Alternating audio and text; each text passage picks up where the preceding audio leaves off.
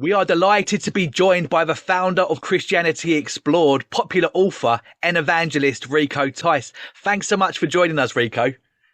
It's a joy to be with you, David. Thank you very much for having me. I really mean it. It's lovely to be asked to talk about what you're trying to do. Thank you. Well, Rico, before we start to talk about all of the exciting things that the Lord has done through you, tell us a little bit about yourself and how you become a Christian. Yeah, I didn't come from a Christian home. My parents, I came from a loving home. They were lovely, my parents, but they weren't Christian people in terms of the Bible not being opened, and prayer was never part of home. I guess my mum was a traditional Anglican, but on the 6th of August 1982, my godfather, my dad's older brother, so he was also my uncle, was killed in a cliff fall. And it was a bit like COVID has been the last 2 years. People have woken up to death. There's a death salience.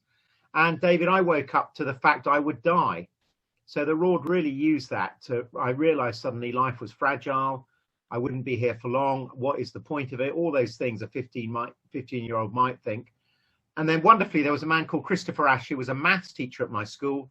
And he said to me, look, when Jesus rose from the dead, he rose to give you hope in the face of death. And I remember thinking, if that's true, it's the most important thing in the world. Yeah. So it was death that made me think about it. And then another teenager who was 19, I was 15, we were playing tennis, and very bravely he opened the Bible with me and he said, can I show you the Bible? And he showed me Psalm 103 verse 15. As for man, his days are like grass, he flourishes like a flower of the field, the wind blows its place, remembers it no more. And he said, you can flourish, but you'll die. Well, our life, we can flourish, that's why so many people are arrogant, but you'll die. And then he said, verse 17, but from everlasting to everlasting, the Lord's love is of those who fear him. He said, Rico, if you invest in God, if your relationships with God, you'll live forever. So invest in God. And I just was like, well, it rather destroyed my second serve in the next game, David, as you can imagine. But I think that's the moment I suddenly saw over the horizon into eternity and thought it's madness not to live for God. It's what you've got to do. Yeah. And so I think it was death that caused me to come to faith. Yeah. Yeah. When did you feel a call into Christian ministry, and how did that all happen, Rico? Well, David, it's interesting. There are a number of reasons for ministry, and one is love and another is truth, but a third is anger. And I then found that we had morning assemblies at school, and there was a chaplain, like most schools, or, you have some, I don't know if you had some sort of religious guy that came in and did stuff, but he was liberal. He really didn't believe it. And I then, age 16, thought my friends are being lied to. They're being told if you get confirmed and you're a good guy, God will accept you. There was a real sense of if you're good, you're accepted. The exact reverse of the gospel. So the gospel is not, are you good enough to become a Christian, but are you bad enough to know you need forgiveness? And I just remember thinking, this man's a liar. He's not telling the truth and is quite self-centered. And I thought, ministry, you've got to tell people the truth. And I think that was a huge calling, actually, because I remember thinking at 16 I could do better than him, but at least I'd tell him the truth. Yeah. I knew we were sinners. There's a day of judgment. We need to trust in Christ to be forgiven. He rose from the dead. And, these things weren't being said. I now feel more sympathetic because those institutions, need a chaplain that holds it together. So tells everyone we're all good chaps. We're all in it together. But nevertheless, it wasn't the gospel. Yeah. Because the gospel is we're not all in good chaps and we're not all in it together. The gospel is you've got to come to Jesus to get forgiven. And if you don't, there's only one way to hell. You have to trample over the cross of Jesus to get there. The way you get to hell is you trample over the cross. And that, you just say, Jesus blocks the way to hell by saying I've paid in death and blood. We were never told that. Yeah. Yeah.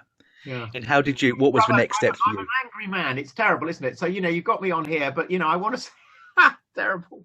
But, pray for me to be less. But, I've never recovered from again, in the Church of England at the moment, we're not telling the truth about human sexuality. The only place for sex is between a man and a woman within marriage. If you go outside of that, you are under judgment. We just got to tell people. Yeah. Yeah, we're going to talk about that a little bit more in a few moments. But how did the idea of Christianity Explore come about, and how have you developed it over the years? Well, I worked at Hewlett-Packard, the computer company, and then I played lots of rugby. And I realized my mates needed a place to ask questions. They did have questions. So there was that interaction with it, and there was, I went to a basics group once at Christchurch Clifton where they sort of asked questions, and then the Alpha course came along, and Alpha was amazing as a helicopter ride around the Christian faith, but I wanted to do a walk through a gospel. So I think Alpha was inspirational, but there was a course in Australia called Christianity Explained that went through Mark's Gospel, and I then brought that here, but then developed it with lessons from Alpha about, a weekend away, for example, and doing it within a church, not just the clergyman doing it, getting your leaders to be trained doing it. So I think that's how that went forward, really. I saw what Alpha were doing, and I started running it at All Souls, and then All Souls became the laboratory, my church here in central London. So you work stuff out locally, and then after about 3 or 4 years, you send that out to mates like you, and you'd say, David, can you run that locally in your church? And then you get something together to be published. And that's work your local church is the laboratory. I can't stand parachurch organizations that go from the desk to publisher. You go desk, local church, work it out, and then you say, David, what's happening where you are? You've got another mate up in Middlesbrough. What's happening there? And then you get the best lessons, and then you publish, and then you keep redoing it. You're always, semper reformanda, always reforming, always doing. I'm on the 6th edition of Christianity Explored now, so you keep tweaking it to work it out. Yeah, and of course that was the Gospel of Mark, but it's developed into other studies as well. Tell us a little bit about that, Rico. Yeah, well, the big thing is the Mark study. And I think that I've only really had one big idea in my life, David. I think we all get one, maybe. And mine has been that in Mark's Gospel, I don't know if you can see this, but you can do Mark's Gospel in 3 words. So the whole of Mark's Gospel is either identity, who is Jesus, mission, why did he come, call, what does it mean to follow him? So who is Jesus? Why did he come? What does it mean to follow him? Just about every verse in Mark is on that. And when you say that to people, they go, oh, well, I could do that. If it's just 3 words, if every verse is either identity or mission or call, I could do it. And then you give them the confidence to do it. And then the 4th word in Mark is blindness. So the disciples and the religious authorities, everyone, in fact, except for blind Bartimaeus, is blind to who Jesus is, why he came, what it means to follow him. And that gives it the drama, because you say they can't see, can you see? They can't see who he is. Can you see who he is as you're reading it? They can't see why he died. Round the cross, the soldiers, the religious authorities, the thief. Can you see why he died? They don't know what it means to follow him. The disciples are all self-centered. Can you see what it means to follow him? So do you see what I mean? Mark is so simple that we've really tried to put it in people's hands and said, just go through the gospel. It's such a simple document. Yeah, excellent. Really helpful. Thank you, Rico. As an evangelist here in the UK, you touched on this a few moments ago. How would you describe the country's spiritual temperature? Well, I think there was a survey called Talking Jesus pre-COVID that said 67% of the people in this country have got a Christian friend they like, which is amazing, because the media would say it's 15%. It's not. And just to say, brother, sister, who's listening to this, well done. Keep loving people, because it's really appreciated. People like Christians, and the reason they like them, the survey said, Talking Jesus, is they're selfless. So www.talkingjesus.org. Amazing survey. So first of all, Christians are liked, so keep serving. Of that 67% who've got a Christian friend they like, it's a bit like the parable of the sower, 20% would like to know more about Jesus. Now that is 7.5 million people. So the people that like you, 4 out of 5 are going to reject you because they're getting on with their life. Although that was pre-COVID and pre-Ukraine. So it's probably bigger now because our worldviews are being shaken. Yeah. But you've still got 1 in 5 that would like to know more. But the thing is, they're not going to say, oh, Rico, I'd love to know more. David, I'd love to. You've got to ask them. But 1 in 5 is going to come back with some interest. So you've got to have your identity in Christ. There is hunger, but there's a lot of rejection. Yeah. Yeah. But there are a lot of hungry people out there who want to know, but there are a lot of people they're not rejecting the Christian faith because of the evidence. They're rejecting it because of the consequences. Yeah. I'm an evangelist in the Romans 1 tradition, which is you're not speaking to people who are neutral. You're speaking to people who are God's enemies. So let's remember, it's never a neutral thing, evangelism. I'm talking to people who who are tenants in God's world and they want to think they're owners. So, you know, it's a battle. I've got to pray. But nevertheless, there is a lot of hunger as well as a lot of rejection. Yeah. In terms of channeling that, Rico, what can churches be doing to get more focused on sharing the gospel message? Well, I think that the first thing that has to happen is the leader's got to do it, David. So I'm an evangelist. I'm a number 2. The most important person on evangelism at my church is Charlie Scrine, my boss, who's the rector. And he does a canoe club and he's with non-Christians each week. I've just done chess club this morning. And a Catholic mate who's there, who I run it with, is going to come to something next week. I think he's quite, you know, I think he's quite serious, actually, spiritually. It'd be interesting, but we've just started talking. But if the leader isn't modeling it, the church family won't do it. So I think that's the first thing. People aren't going to do what you say, they'll do what you do. So, you know, next Monday, I'm bringing non-Christian friends to a sports quiz. And if the church family see me do it, they'll do it. And so just to say, if you're a church leader doing it, go back to your elders and get time off each week to you know, be with non-Christians regularly.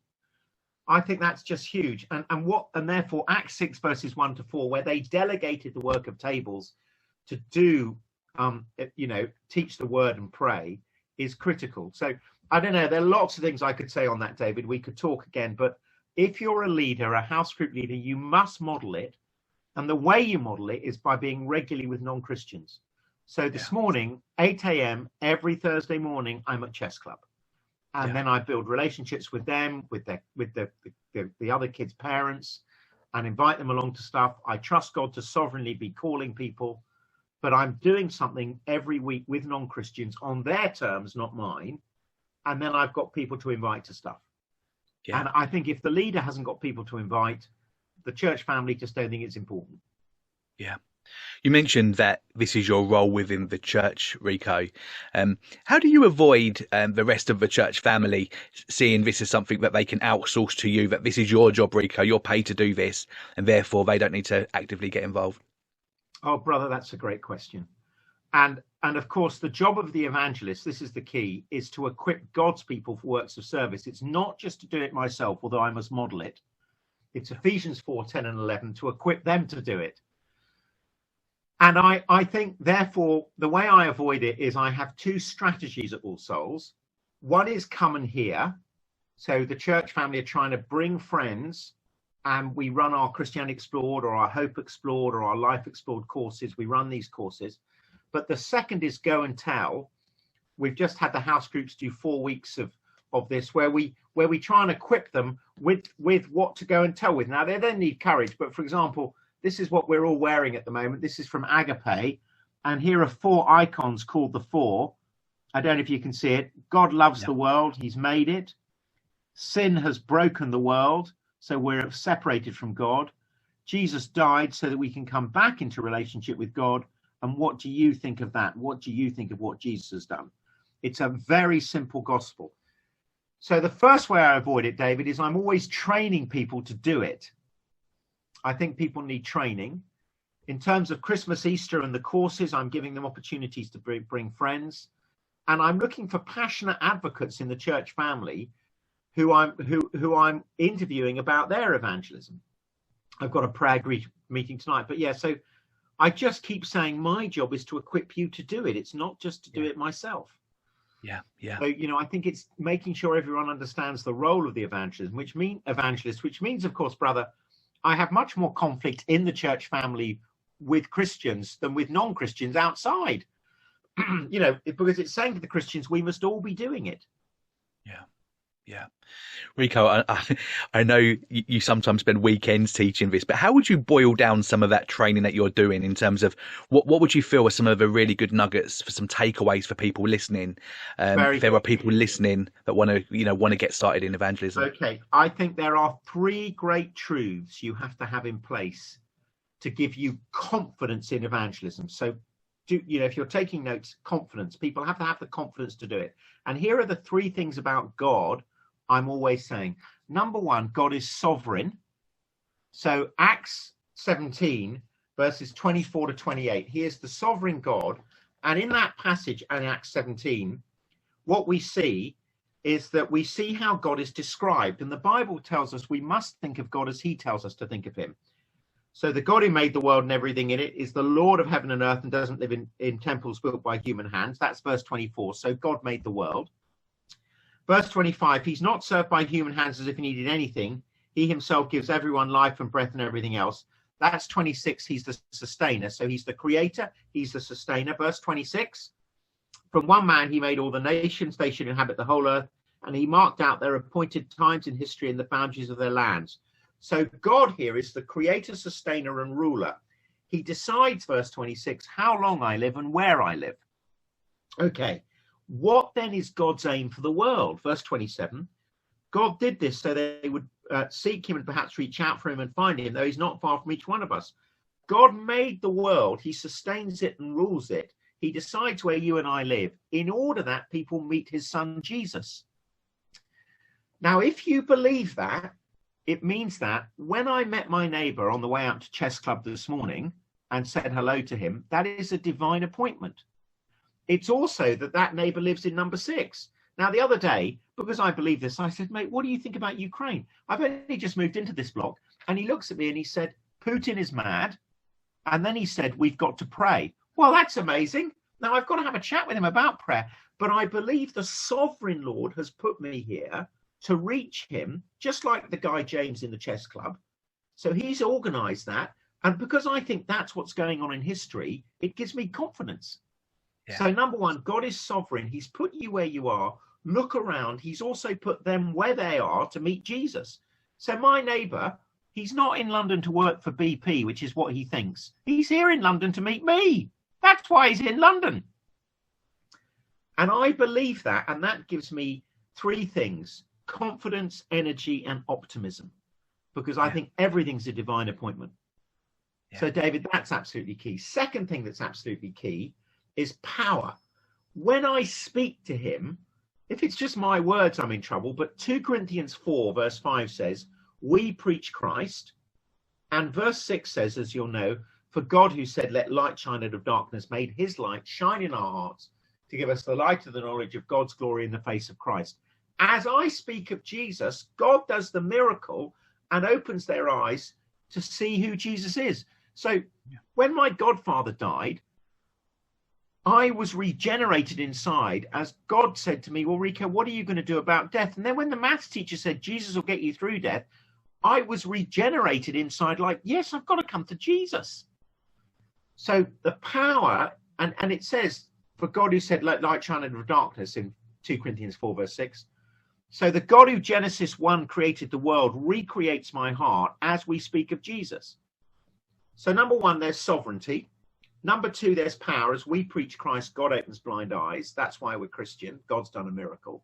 And thirdly, David, this is important, identity. I'm going to get rejected. And in the light of that, whether you accept or reject me, that doesn't make me valuable. I've got to know that what makes me valuable is Christ died for me. So there is going to be rejection, and I've got to have my identity in God's grace. So I know I'm loved because of what God has done, dying for me. There's a declaration that I'm righteous. That's my emotional security. So David, those are 3 things I'd send people away with: the sovereignty of God, the power as we speak Christ, God opens blind eyes, and our identity in God's grace. And I think when I'm doing evangelism, those 3 truths undergird all we do. Yeah, really helpful, Rico. Thank you so much. What are some common mistakes or watchouts that you would say for people when they're sharing the gospel? What are some mistakes that people can make? Well, that's a great question. I think the first thing to say is to think that we're not all afraid. The biggest thing that stops us doing evangelism is fear. And I think people think that, well, Rico's not afraid. I am afraid, and I am timid. We're all afraid. So we've got to get our identity in the gospel. And in the Acts of the Apostles, the biggest prayer that Paul makes most often is for boldness, is for courage. So pray for courage. And I think the biggest mistake people make is that they don't pray for courage. Yeah. You've got to pray that we'll have the courage to speak. Now, at the moment, So how do I then do that, David? What do? I have 4 steps. I go, celebrate people. God sovereignly put the bloke in flat 6, get to know them, serve them. The recycling's tomorrow outside tomorrow. For us, it's Friday morning recycling. Just make sure you ask them questions, what their biggest stress is. But thirdly, pray for courage and ask a question. Now, at the moment, all I'm asking people is, what do you think of Ukraine? Yeah. Because that precipitates a conversation. You know, I'm not being silly, but one of my leaders said to me, and she's very bright and sensible, but her parents live near in Hungary, near Ukraine. She said, well, my sister is building an air raid shelter, and my parents have got stuff that helps you survive a nuclear attack. Well, that precipitates a conversation about what big story you're in and what you feel. So ask a question, ask lots of questions, like, you know, now there's 1 point in it in the Premier League. What do you think is going to happen? Is it going to be Liverpool or Man City? So do normal life, but then ask that and say, you know, you might want to say that, do you mind if I ask you a question? But it might be, what do you think about spiritual stuff, or what's your big purpose in life and meaning, or whatever. But ask a question, and then number 4, exit. So if they go quiet, you go quiet and go back to Man U and Man City and the Premiership or whatever it is. But if they talk, keep asking questions. Jesus asked over 300. So I think those 4, celebrate people, serve them, ask a question. Like, it's Easter. Do you celebrate Easter? It's coming up, Easter. Gosh, at the moment, I think there's so much insecurity in the world. Can I ask if you'd look at the person of Jesus? Because that's my rock. Just ask a question. And then number 4, exit. If they go quiet and they don't want to know, go back to celebrating. And 4 in 5 will, but 1 in 5 will go, do you know, I've been really thinking about this, and I remember I went to Sunday school when I was young, and you know, it's coming back to me now because I watch the telly and I just doom scroll. Yeah. Does that help, Yeah. David? I think so. The biggest thing I'd say is pray for courage, and then celebrate, serve, ask a question, and exit. But brother, pray for courage, and please, can you pray for me to have courage? You know, I can talk to you like this. What am I going to do in terms of inviting the blokes at school who do the 5-a-side to the sports quiz? Yeah. Really good. Thank you, Rico. You've been doing this for a very long time now. Knowing what you know now, what advice would you have given to the young Rico Tice just starting out in ministry? Oh, brother, I think it would be work harder at your prayer life. I think so, brother. I think that, you know, I think that I pray better with other people praying with me, because I'm not very disciplined. So Wednesday morning, there's a 7 a.m. prayer meeting. You know, when you're trying to get evangelism going in the church, we've got to start by praying. Post-COVID, as we get going. So I would have had someone mentor me more about prayer and help me battle on prayer.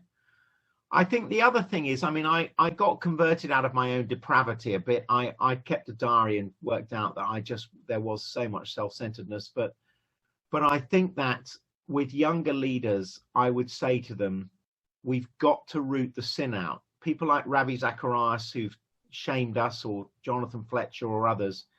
I think what we now know is they were amazingly gifted, but they didn't have people who said, no, Jonathan. They should have said to Jonathan Fletcher, there's been a scandal in the south of England among Anglicans around him.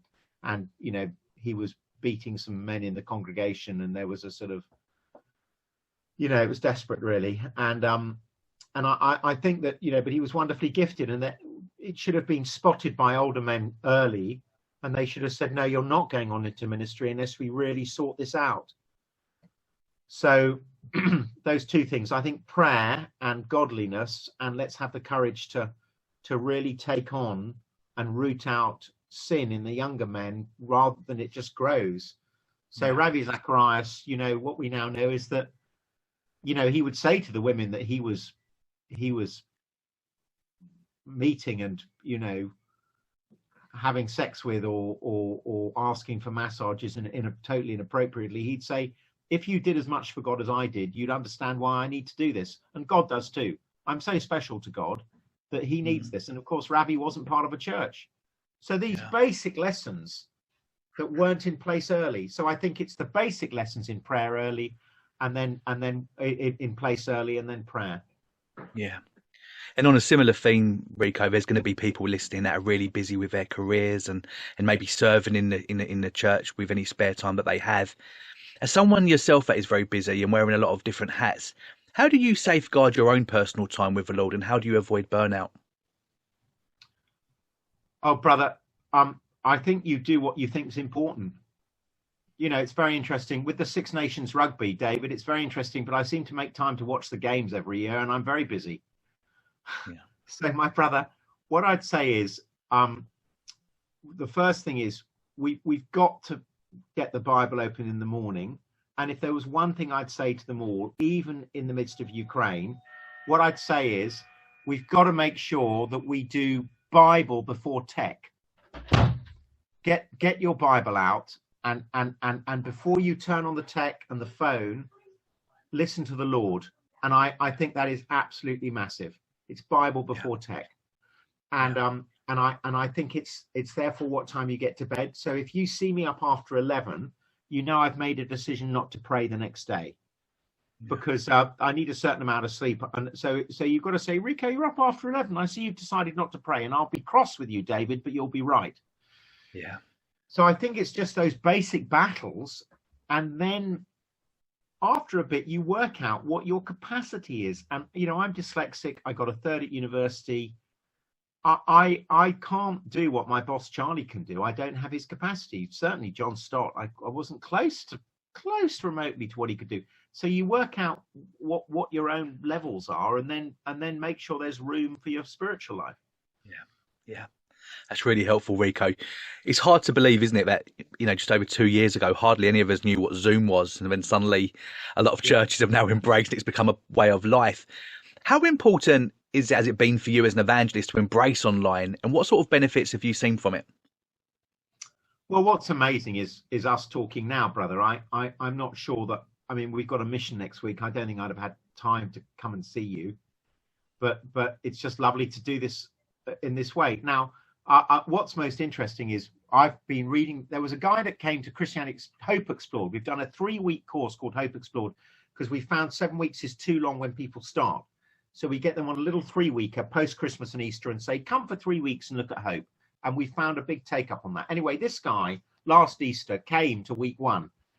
And then because of family and work reasons, he couldn't come again, but he was on my table. So I started each week on the phone or on Zoom, we would have a little 15-20 minutes of Bible. And we've done that. We did that probably 30 sessions. Now, I'd never have done that before. I've only met him once. I met him once. I was over in Ireland doing some filming for Hope Explored, and we went and played golf. And so I've had one game of golf with him, and yet I think we're really good friends. He's now going to a local church. He got converted in the October, and he's now reading the Bible with his vicar, with his pastor of the church he started going to. But I'm saying I've met him in person once, but I've read the Bible with him 30 times. Now that's new. And it was short. You know, sometimes he'd be in his car and I'd ring up on a Friday and he'd be driving because of his job, and I'd just do something on the phone. But we've become good friends, even though I've only met him once. Now that's the tech thing. So the opportunity, but what we've got to do is journey with people. Even, you know, I was journeying with him only though I met him once, and, you know, we'd have a chat and get the Bible open. So I think it's that that's what's new. It's this ability to look after the sheep a long way away. Yeah. What are some of the watchouts with technology? I mean, we know, don't we, that the public face of Christianity in the Western world, you know, you look at the most popular podcasts or the best-selling Christian books, often they're the prosperity gospel, and we've got a lot of false teaching as well. What are some of the watchouts when we look at online, Rico? Well, brother, the first thing is, let's remember that in the Greek, ecclesia means gathering. The word ecclesia, that means church, is the word for gathering. I only know 2 Greek words, ecclesia and kebab, anyway. But ecclesia means gathering. So it is not church to meet online. Yeah. It might be helpful, but it's not church. Church is don't give up the habit of meeting together, Hebrews 10. And so certainly at All Souls, we will after Easter, stop doing our online services. We will do a smaller offering of the Sunday sermon the previous week and a couple of hymns. But we just know that we can't be the place where people think they're doing church. And we've got some people who go, oh yeah, I come in person or online, I see what's on that week. Now that's just consumer culture. You know, we're to be together. And so we're really having to, I think that's the biggest danger, that there's a new view of church that fits around my lifestyle, so I can watch when it suits me on a Sunday. And some people now go, well, you know, I like Spain. One bloke said to me, look, I really enjoy cycling Sunday morning, so I now cycle Sunday morning. I have a lovely time with the Lord. Then I come back and watch online. And I'm going, brother, that's not church. Yeah, it's not church. Yeah. So I think that's what I'd say. And then the second thing I'd say in terms of the prosperity teachers, you know, you've got to, again, be at your local church where you know who's teaching you. So it might be that you listen to the odd thing, but Ravi, we were all listening to Ravi online, but he was living an immoral life because he wasn't at a local church. Yeah. So that means the main people that teach you are your local vicar, and you get to see their lives. You see their families. So you know who's teaching you and whether they're sitting under the lordship of Christ. If a number of these prosperity teachers, brother, you know, look at the car in the car park. Look how they're living. Can you trust them? Is that the way of Jesus? You know, John Stott lived in one room and he had a bed in the corridor. That was his life at All Souls. So, you know, I saw with him a very simple lifestyle. He sold over 10 million books, and all the honorarium, all the profits from those books went straight into funding books and third world theological scholarship so that he could raise up leaders. I mean, he didn't keep any of it. Yeah. You know, so and I knew his life. So when he taught the Bible, he was in a local church here at All Souls, and I knew who he was. Yeah. Really helpful, Rico. We've got an amazing God, Rico, and it's so encouraging to see how he's blessed a lot of your ministry. When you look back at all that he has done, what are some of the high points that you cherish so far? Oh, brother, look, without question, the high point is that I am so depraved. I'm such a sinner that I've been used for anything. Yeah. I mean, that really is what I think. Yeah. I mean, I really do. I think it's staggering when I think of my depravity, my self-centeredness, the jealousies, the pockets of lust, the longing for attention. When I think of what the Holy Spirit has to contend with daily in me, I'm amazed I've been able to do anything. So, and it's grace. It's a great kindness. Let me read you I'll read you a quote that I really love. I'll just get it here.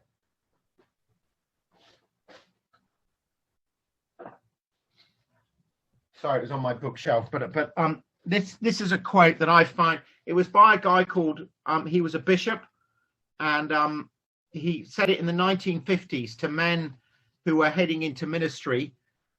He was Alf Stanway, an Australian bishop, and this is what he said to some men getting ordained in Pittsburgh in the States in the 1950s. He said, if other people knew you like God knows you, all your faults, all your vain thoughts, all your sins, all the things in your heart, all the wrong thoughts you ever had, would they trust you with the kind of work God trusts you with? Here is the supreme confidence that God has in his own grace. He'll take the like of you and me and give us the privilege of being his saints. Yeah. So and my quiet time each morning, what I do is I grow downwards. I allow the Bible to show me my sin. Then I remind myself of the wonder of being able to do this work because of God's grace. Then I feel joy. And then I go into training, evangelism, discipleship. But the golden chain is sin, grace, joy. And if we lose our joy, we lose our strength. And the way we keep our joy counterintuitively, David, is look into our sin. So here's the Bible in a year, which I do. And I have some verses at the start that remind me of the amazing story I'm in of this grace. So each morning I say, when was I converted? I ask myself. Ephesians 1 verse 4 and 5. He chose us in him before the creation of the world to be holy and blameless. I was converted before the beginning of time. God decided he'd pick David Knight before time began, not when you were converted, say in 1990 or whenever it was. I wasn't converted in 82. I was converted before the beginning of the world. How was I converted? 2 Corinthians 4. God opened my blind eyes with a miracle. What sort of day is today? Romans 8 verse 28. We know all things work together for our good. Today's a great day because today's the day God's planned for me. And if it's good for God, it's good for me. It's a great day because verse 29, it's about me becoming more like Jesus. Now, it can be brutal, but it's about God is in control. If he was in control on Good Friday, he's in control today. And therefore, he's making me more like Jesus. And I'm in that story, Ukraine or not. That's the story I'm in. How does God feel about me? Romans 1 verse 17. Now the righteousness of God is revealed. He is delighted with me, amazingly, because he's delighted with Jesus. I just can't believe it. But I relate to God through Christ's performance, not my own. Why is today a better day than yesterday? Because I'm a day closer to heaven. And with the non-Christian, they're a day closer to hell. So it's a worse day for them. But no eye has seen, no ear has heard, no mind has conceived what God has prepared for those who love him. It's amazing. God has prepared the new creation for me, and Jesus is the proof. Now, that's the story I'm in every day. And at the heart of it, I can't believe I've been chosen. I'm being conformed to Christ's likeness. My sin is being contended with by the Holy Spirit. It's been forgiven. Brother, so I'm amazed God has done anything, and it is his grace. Yeah. We're about to run out of time, Rico, and it's gone so fast. I've really enjoyed speaking to you today. But I can't let you go before asking you this question. We love the videos that you've put together for Christianity Explored. Did you really nearly become best friends with Prince William? Well, honestly, brother, I really did meet him on that staircase. And what it was Harold Wilson's funeral. And everyone was around, and I was meeting a father and son whose wife, Kathy, I'd taken the funeral. She died in a car crash. So I was standing on those stairs, and he was there. But of course, I wasn't. I was thinking about these two guys I was meeting, the Webbers. And but yeah, there he was. No, but I didn't meet him because I didn't say hello.